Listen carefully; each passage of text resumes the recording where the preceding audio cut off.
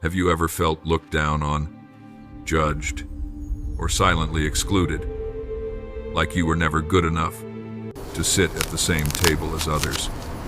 Have you ever caught yourself doing the same thing secretly, avoiding those society calls dirty, lost, or not worth it?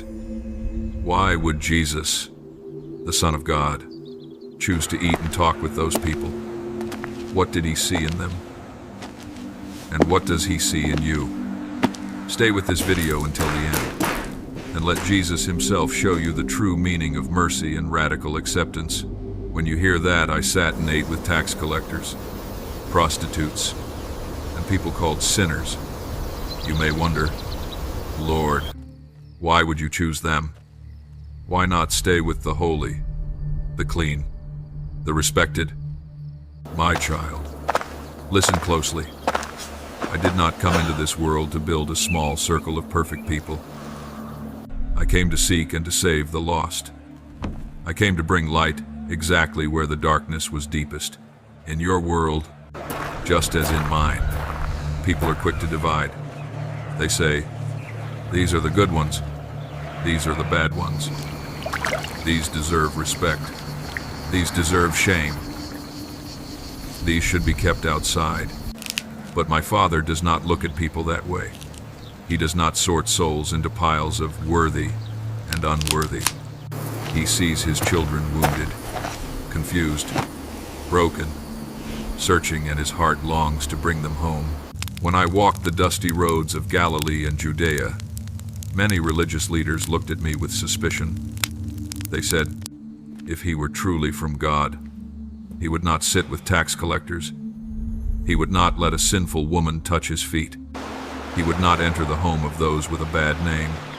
They believed that holiness meant staying far away from anyone who was dirty, broken, or despised. But I showed them another way. I walked into the houses that others avoided. I sat at tables where reputations were ruined. I listened to the stories no one else wanted to hear. I looked into the eyes of those who had been told, again and again, you are not worth it. You are too dirty. You are too far gone. And I spoke a different word. You are still loved. You are not forgotten. You can begin again. Why did I eat and drink with them? Because a table is where hearts open. When you share a meal, the walls around a person's soul begin to soften.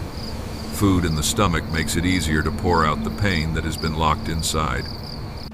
Around a simple piece of bread, I met their shame, their loneliness, their secret tears. I did not shout at them from a distance. I came close. I took the lowest seat. I let them know, I am not afraid of your story. Many people think that sitting with sinners means agreeing with their sin.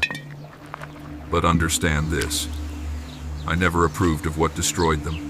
I did not bless their lies, their greed, their betrayal, their lust, their violence. I came near because those things were killing them. The doctor does not stand outside the room and say, when you are healthy, then I will come in. The doctor enters the sickness so that healing can begin. I am the great physician of the soul. When I sat with the tax collectors, I saw more than their cheating. I saw the little boy who once wanted to be loved, who learned somewhere along the way that money felt safer than people.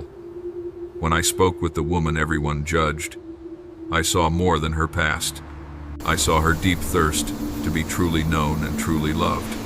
When I entered the homes of those with a bad name, I saw more than their reputation. I saw hearts starving for mercy. My child, you live in a time where people are quickly canceled, judged, and thrown away. One mistake, one rumor, one failure, and the world says, they are finished. But I did not come to cancel people. I came to call them out of darkness and into light, to call them from shame into forgiveness, to call them from isolation into relationship. This is the lesson I want you to learn. Mercy does not mean you close your eyes to sin. Mercy means you keep your heart open to the person. You can say, what you did was wrong, and still also say, you are not your worst moment. You are more than your sin. There is hope for you, because there is grace for you. Think of someone in your life whom others avoid. Maybe they have a bad reputation. Maybe they made serious mistakes. Maybe everyone whispers when they pass by. Do you move away from them? Do you repeat the whispers? Or do you ask me, Lord, how can I bring your presence to this person? That is C. Sometimes, bringing my presence is as simple as sitting down and listening, asking, how are you? Really? Sharing a meal, a coffee, a few honest minutes of your time. You do not have to fix them. That is my work. But you can create a space where my love can be felt. You can be the bridge between their shame and my mercy. You may say, Lord, I am afraid. If I sit with people like that, others will judge me.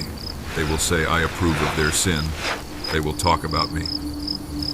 Some will misunderstand you, just as they misunderstood me. They will say, why are you friends with them? Why do you care about those people? When that happens, remember this.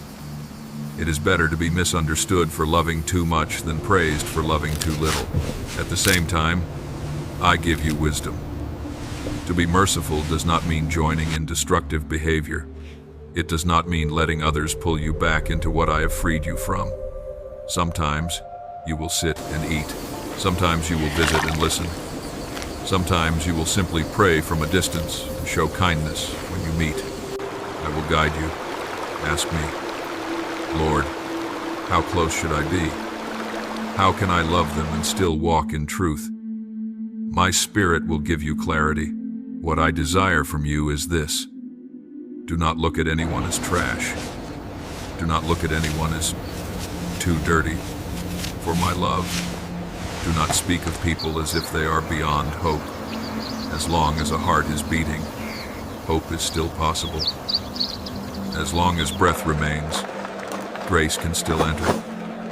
The person the world throws away may become a great witness of my mercy.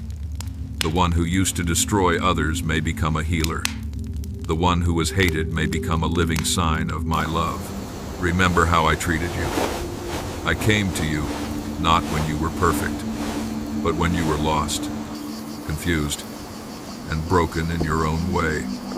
I sat with you in your darkness. I listened to your cries. I did not turn away from your sin. I took it upon myself. On the cross, I did not invite you to my table because you were worthy, but because my love made you worthy. So when you see someone whom society despises, let your heart whisper, this is someone Jesus would sit with. This is someone Jesus loves. Let that truth break your pride. Let it push you beyond your comfort. Maybe you will not understand their choices. Maybe their life is very different from yours.